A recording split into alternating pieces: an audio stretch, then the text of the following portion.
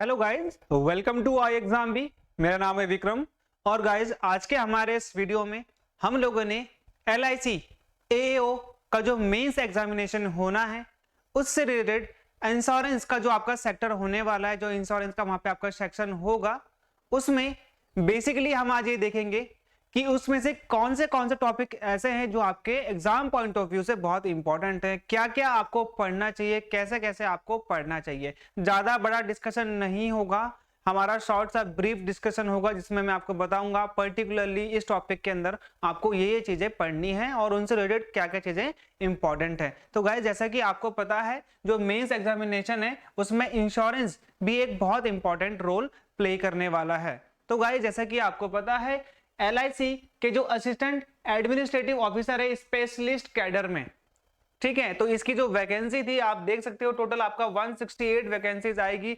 Various departments में। एक तरीके से वेरियस जो यहाँ पे CA, एक्चुरियल, लीगल, राजभाषा, IT, तो ये सब इन सबको मिलाकर जो वैकेंसीज है 168 थी। ठीक है, आपने जो प्री एग्जामिनेशन दे दिया है आप लोगों ने, अब आपका मेंस एग्जामिनेशन होगा जैसे कि आपको पता है। तो गाइज यहाँ पे हम लोग देखते हैं जो हमारा मेंस एग्जामिनेशन होगा, मेंस में आपके दो चीजें आएंगी जैसे कि आपको पता है। एक तो आपका जो मैं यहाँ पे बता रहा हूँ इस टाइप से आएगा, दूसरा आएगा आपका इंग्लिश, इसमें आपके आएंगे 2 क्वेश्चन 25 मार्क्स के।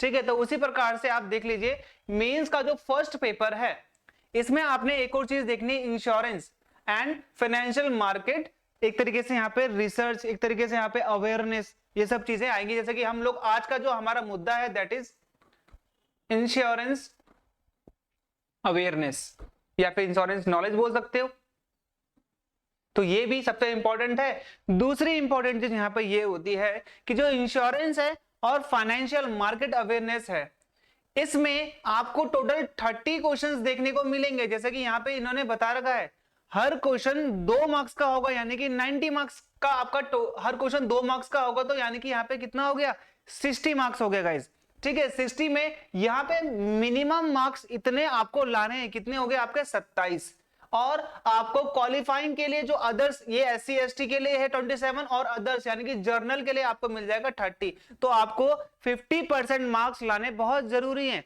यानी कि जो 30 क्वेश्चन आपसे पूछे जाएंगे 60 मार्क्स के, ये जो 30 क्वेश्चन है इस 30 क्वेश्चन में आपके 15 मार्क्स इंश्योरेंस के हो जाएंगे। ठीक है, और 15 क्वेश्चन और 15 क्वेश्चन हो जाएंगे आपके फाइनेंशियल मार्केट अवेयरनेस के। ठीक है, तो आज जो हमारा बेसिक सा ये रहेगा मुद्दा कि जो 15 क्वेश्चंस हैं आपके, ये जो आपके 15 क्वेश्चंस हैं इसमें आपका टोटल जो स्कोर बनेगा 30 बनेगा अगर आप 15 के 15 सही कर देते हो। लेकिन हमारी कोशिश रहेगी कि जब हम आज से अगर पढ़ना स्टार्ट करते हैं या फिर हमने पढ़ लिया है तो हमारा मेन जो फोकस रहेगा वो 25 प्लस रहेगा, कि हम 25 प्लस तो पक्का अचीव करें ही करें। इंश्योरेंस इतना हार्ड टॉपिक नहीं है, आपको बहुत ज्यादा वास्ट भी नहीं पढ़ना है, डीपली भी नहीं पढ़ना है, कुछ कुछ मेन टॉपिक्स है जिन पे हमें फोकस रखना है।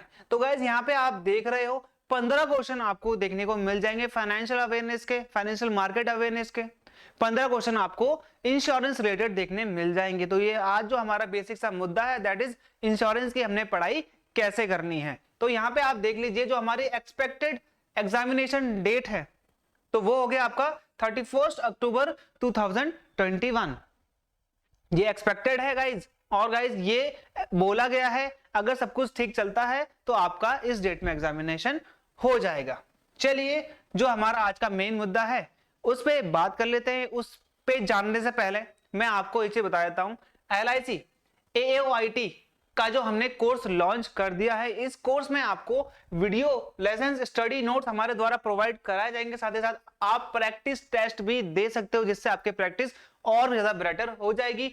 लाइव सेशन हमारे द्वारा आपको दिया जाएगा और इंटरव्यू की गाइडेंस भी हम आपको फ्री ऑफ कॉस्ट दे देंगे इस कोर्स के साथ। तो यहाँ पे आपको जल्दी से जल्दी एनरोल कराना है, दिए हुए नंबर पे कॉल करना है, वेबसाइट पे आपको विजिट करना है।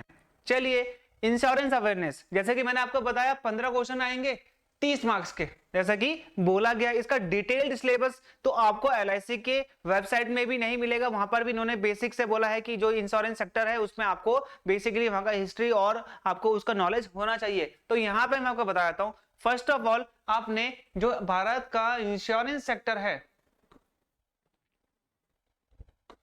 इसमें आपने इसका हिस्ट्री ऑफ इंश्योरेंस पढ़ना है, यानी कि जो भारत में बीमा सेक्टर है हमारा, उसकी हिस्ट्री क्या रही, कैसे आया वो। तो आपने देखा होगा ओरिएंटल इंश्योरेंस कंपनी भारत की पहली ब्रिटिशर के द्वारा लाई गई कंपनी थी, लेकिन उसमें भारतीयों को नहीं दिया गया इंश्योरेंस, उसमें सिर्फ जो अंग्रेजी मर्चेंट आए उनका इंश्योरेंस था। फिर आया बॉम्बे लाइफ एश्योरेंस कंपनी, जिसमें भारतीयों को भी जोड़ा गया, तो वो भारतीय मूल की पहली कंपनी बनी जिसने भारतीयों को इंश्योरेंस दिया। तो यहाँ पे आपने इन चीजों को समझना है। फिर आता है टाइम 1973 का, फिर उससे पहले टाइम आता है 1956 का, जब हम LIC को नेशनलाइज कर देते हैं। तो यहाँ पे आपने देखना है कि जो एंशिएंट एंड करंट सिनेरियो क्या है हिस्ट्री का, इंश्योरेंस से रिलेटेड आपको कौन कौन सी चीजें हिस्ट्री से पढ़ने वाली। जैसे कि अगर हम बात करते हैं, जो भारत का जो इंश्योरेंस सेक्टर है वो स्टार्ट होता है कब से, हमारे एंशिएंट टाइम से, हमारे जब यहाँ पर मौर्यन साम्राज्य था। तो कौटिल्य के द्वारा जो एक बुक लिखी गई है अर्थशास्त्र, उसमें इंश्योरेंस का भी जिक्र मिलता है, यानी कि उस जमाने में भी वहां पे इंश्योरेंस था। तो आज के डेट में जो हमारा करंट सिनेरियो है, करंट सिनेरियो का मतलब होता है कि आज भारत में इंश्योरेंस सेक्टर की क्या स्थिति है, सही चल रहा है खराब चल रहा है, इसको आपने करंट से रिलेट करना है। तो यहाँ पे आपने ये पढ़ना पड़ेगा। दूसरा आएगा आपका phase of insurance sector in India. Bharat में इंश्योरेंस सेक्टर के कितने फेज चले। स्टार्टिंग का फेज आता है हमारा एंशिएंट टाइम, जिसका जो हमें ज्ञान है, जो नॉलेज है, हमें पुरानी बुक से मिलता है। दूसरा जो फेज आता है हमारा इंडिपेंडेंस टाइम का, जब हम भारत आजाद हुआ उसके बाद से अभी तक का टाइम, एक तरीके से मॉडर्न टाइम को छोड़कर। तो वहां पे आपने देखा कि LIC की स्थापना होती है, फिर GIC को नेशनलाइज करा जाता है, फिर उसकी स्थापना होती है। और आज के डेट में करंट सेक्टर जो इस सिनेरियो है 2000 के बाद का, इसमें हमने क्या देखा, इसमें हमने ये देखा कि भारत में FDI आ चुका है, भारत में अब विदेशी कंपनियां भी आ चुकी हैं, यहां पर एक तरीके से कंपीट कर रही है, अब मोनोपोली नहीं रही LIC की। तो ये हो गया आपका हिस्ट्री। दूसरा आ गया आपका insurance sector reforms and committee.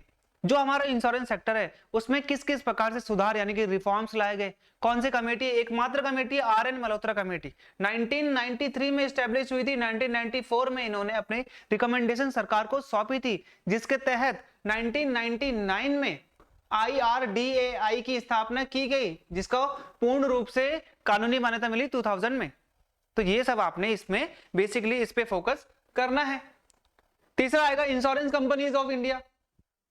Bharat की जो इंश्योरेंस कंपनीज है, मेनली आपने LIC में फोकस करना है यहाँ पर, क्योंकि एग्जाम किसका है, LIC का है, ठीक है। लेकिन उसके साथ साथ जो वेरियस अदर कंपनीज हैं उन पर भी आपने फोकस होना चाहिए, LIC, GIC, NICL, UICL। तो यहाँ पे आपने इन चीजों पे देखना है।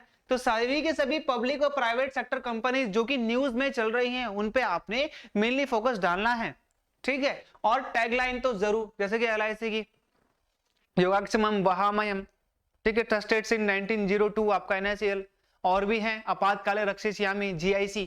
तो ये टैगलाइन आपको याद होना चाहिए। एस्टेब्लिशमेंट ईयर, जैसे LIC का, LIC की 2 डेट आती है कि LIC से रिलेटेड आपको कानून यानी कि जो आपको लीगलाइजेशन एक्ट है वो कब देखने को मिलता है, तो वो आएगा आपका 1956 में, 19 जनवरी या फरवरी, दोनों में से एक डेट है। और दूसरा आता है कि कब LIC ने पहली बार, यानी कि कब LIC स्टैब्लिश हुआ था पूर्ण रूप से, कानूनी रूप से, तो यहाँ पे आता है 1 सितंबर 1956, यानी कि इन्होंने इस टाइम से अपना काम करना स्टार्ट किया था, ये कहा जाता है। तो दूसरा आएगा गाइस यहाँ पे आपका current status in market. Market में अभी कौन सी कंपनी का दबदबा ज्यादा है, LIC के क्षेत्र में यानी कि लाइफ इंश्योरेंस से रिलेटेड में, या फिर जर्नल इंश्योरेंस से के क्षेत्र में। ये दोनों अलग अलग क्षेत्र हैं भारत में। तो यहाँ पे जैसे कि आपको पता है LIC अभी राज कर रही है, LIC को मार्केट में जो कैपिटलाइजेशन है बहुत ज्यादा है, ठीक है, लोग ज्यादा उसकी पॉलिसीज लेते हैं, लोगों को ज्यादा विश्वास है पहले से ही। 1990s तक तो यही एकमात्र ऐसी कंपनी थी, लाइफ इंश्योरेंस के अलावा कोई कंपनी ही नहीं थी, क्योंकि विदेशी कंपनियां थी नहीं। तो यहाँ पे आप सोच सकते हो लोगों को आज भी विश्वास है LIC पे। तो LIC का आपको यहाँ पे अपनी पढ़ाई में थोड़ा ये ध्यान रखना है कि मैं किस प्रकार से LIC की ज्यादा से ज्यादा जानकारी जुटा पाऊं। अब यहाँ पे आपने देखना है डिफरेंस बिटवीन री इंश्योरेंस एंड इंश्योरेंस। आपको पता है LIC एकमात्र लाइफ इंश्योरेंस कंपनी है जो कि जीवन बीमा करती है, लाइफ, ठीक है। दूसरा आ गया आपका GIC जो कि जर्नल इंश्योरेंस है। जर्नल इंश्योरेंस का मतलब आपने गाड़ी का करा लिया, आपने घर का करा लिया, अपने जेवरात का करा लिया, जो भी चीजें हैं, जो आपकी प्रीशियस चीजें हैं, वहां पे आएगा आपका जर्नल इंश्योरेंस। मेनली गाड़ी का यहाँ पे थोड़ा फोकस रख सकते हैं आप लोग। तो यहाँ पे जो LIC है ये एकमात्र क्या करता है, लाइफ इंश्योरेंस है।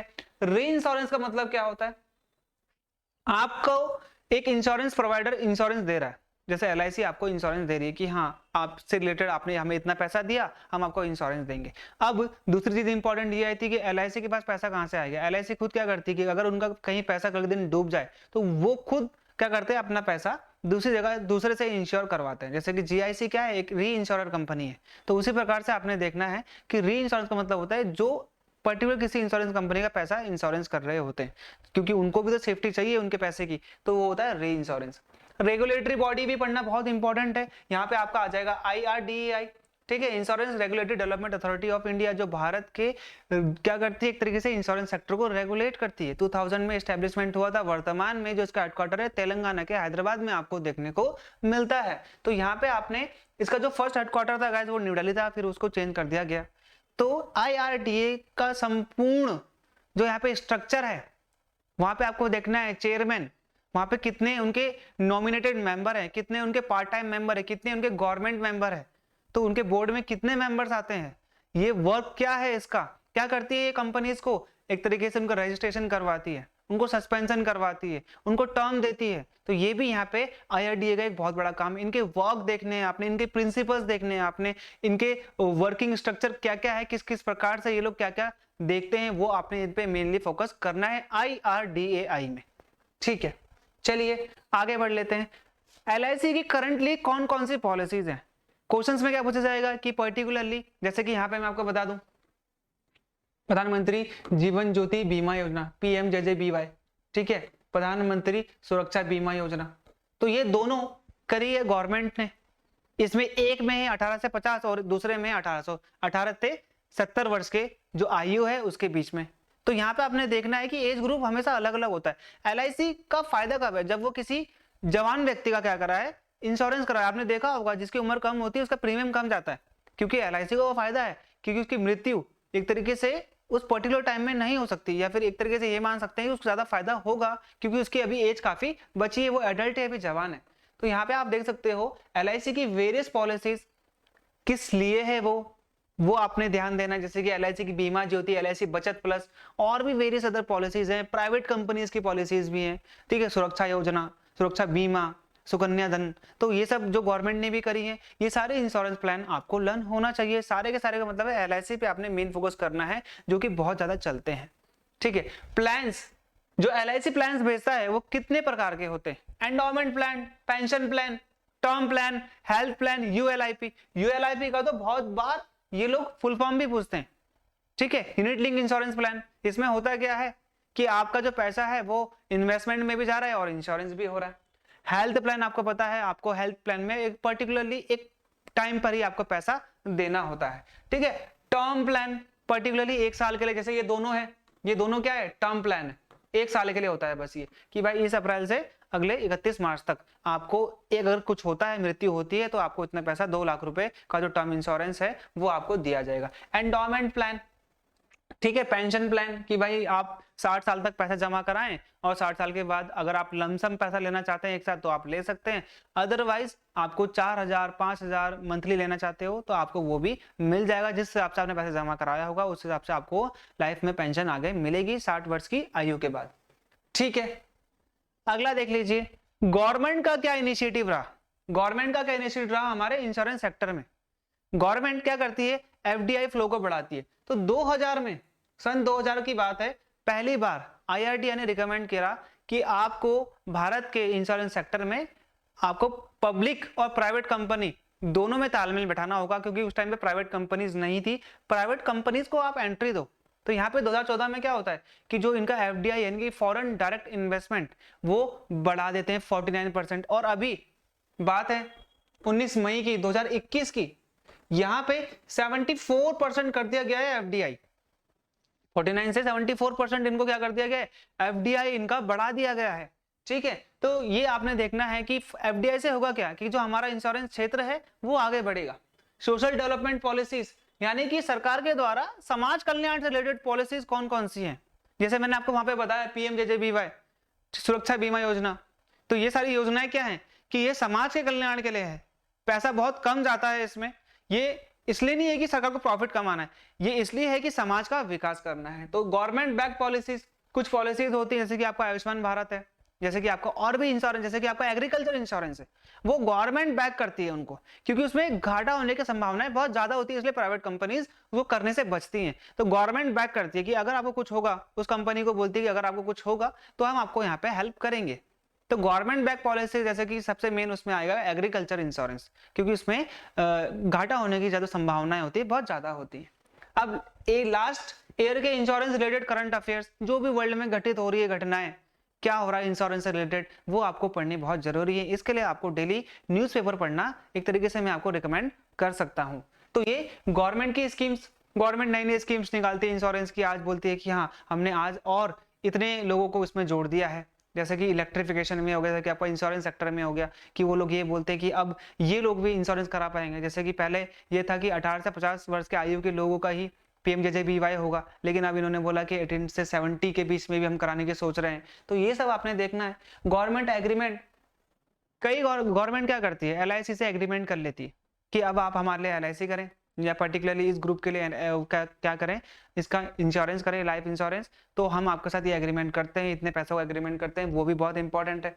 इंश्योरेंस कंपनीज टाई अप, कई बार कुछ इंश्योरेंस कंपनीज होती है आपस में टाई अप कर लेती है, मर्जर हो जाता है, ठीक है, अलग हो जाती है। तो ये सब आपको तीनों देखना चाहिए अखबार में। गवर्नमेंट के डिसीजंस क्या रहे, कभी बोलती है एफडीआई आगे बढ़ा देंगे, कभी बोलते हैं घटा देंगे, ये कुछ भी हो सकता है, ठीक है। इंश्योरेंस को 100% भी कर सकते हैं। क्या ये रिकमेंडेशन कौन देगा, ये कमेटी कौन बैठाई जाएगी ताकि जो हमारा एफडीआई वो और बढ़ाया जाए, क्या पता ये जो कमेटी है वो एस्टैब्लिश हो गई हो, ये अपनी रिकमेंडेशन अभी 2-3 साल बाद देगी।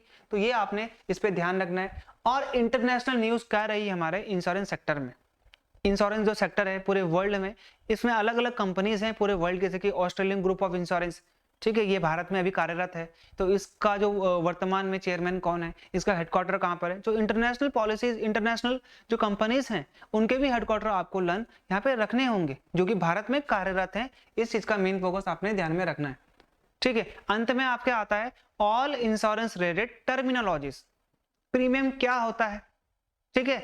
यहाँ पे आपने देखना है बेनिफिशियरी कौन होता है, यहाँ पे आपने देखा जीरो डेप्थ कवर क्या होता है, आपको गाड़ी में देखने को मिल जाएगा। को पेमेंट क्या होती है, सम एश्योर्ड क्या होता है, और बहुत सारे ऐसे टर्म्स होते हैं जो एग्जाम में पूछे जाते हैं। एलआईसी के एग्जाम में तो बहुत ही ज्यादा टर्मिनोलॉजीज का एक इंपॉर्टेंट रोल रहता है, आपने टर्मिनोलॉजीज को नहीं छोड़ना है, ठीक है। तो यहाँ पे आपने देखना है कि क्या होता है, कोपे बोलते हैं उसको हम, को पेमेंट को कोपे भी बोलते हैं। जीरो डेप्थ होता है, जीरो डेप्रिसिएशन कवर, ठीक है। तो यहाँ पे आपने third party insurance, first party insurance, तो ये सब जो टर्मिनोलॉजीज होती हैं कि ये क्या है, सम एश्योर्ड क्या है, सम क्या है, क्लेम क्या है, बेनिफिशियरी कौन है, ठीक है। ये सब चीजें हैं जो हमारे इंपॉर्टेंट है एग्जाम पॉइंट ऑफ व्यू से। तो गाइज ये था हमारा आज का इंश्योरेंस का एक तरीके से डिटेल्ड सिलेबस, जिसमें आपको क्या क्या पढ़ना चाहिए। आई होप मैंने इसमें कुछ भी नहीं छोड़ा होगा। अगर आपको लगता है कि कुछ और भी आपको पढ़ना चाहिए तो आप ऐड कर सकते हैं, मुझे कमेंट में बता सकते हैं। मिलते हैं हमारे अगले वीडियो में। This is Vikram Singh signing off.